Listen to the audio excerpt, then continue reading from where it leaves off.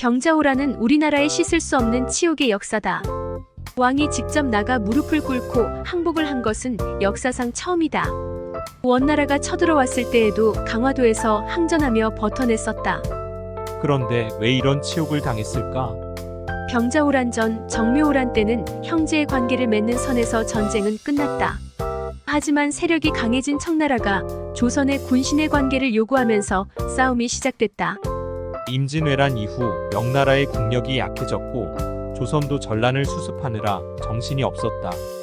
이때 연해주 지방의 여진족이 강성해지면서 중원을 노렸다. 청나라 입장에서 조선은 눈의 가시였다. 명나라를 치기 위해 배후의 조선을 자신의 편으로 만들어 두어야 했다. 광해군은 실리외교를 펼치며 강성해지는 청을 자극하지 않았었다. 하지만 인조는 주화파의 실리외교를 버리고 척화파의 친명배금의 원칙을 세웠다. 병자호란 때 청은 곧바로 한양으로 진격했는데 당시에는 상상도 할 수 없는 단 5일 만에 한양에 이르렀다. 왕은 강화도가 아닌 남한산성으로 피신을 하였고 지루한 47일간의 항전이 시작되었다. 주화파의 대표 최명길과 척화파의 대표 김상원은 인조를 두고 설전을 벌였다.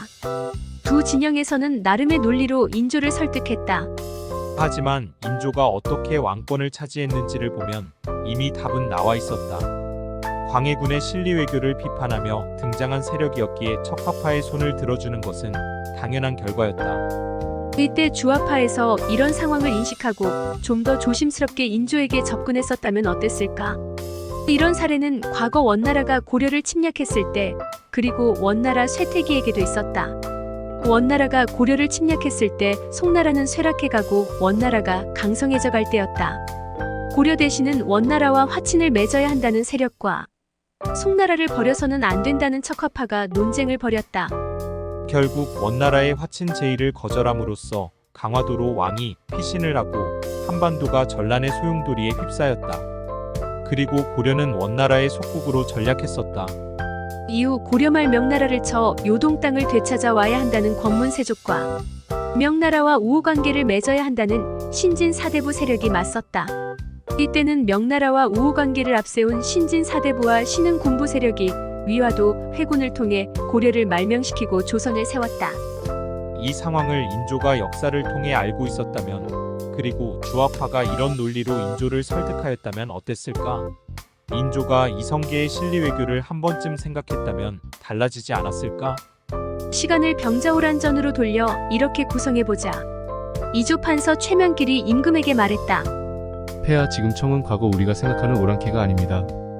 또한 명나라는 그 힘이 매우 약해 강성해진 청나라를 대적할 힘이 없사옵니다. 임진왜란으로 백성들의 삶이 피폐해진 상황에서 우리가 원병을 보내기 위해 군사를 모은다면 백성들의 원성 또한 자잘 뿐더러 얼마 되지 않은 병력으로 청나라의 군대를 대적하기는 불가하다 생각됩니다. 오히려 그게 빌미가 되어 청이 조선을 친다면 우리가 감당할 수 있을지 걱정되옵니다.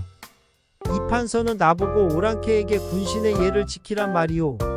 내가 어떻게 왕이 되었는지 그대는 정녕 모르는가? 최명길이 한동안 말이 없자 인조는 화가 머리끝까지 올라버럭 소리를 질렀다. 어찌 아무 말도 못하오.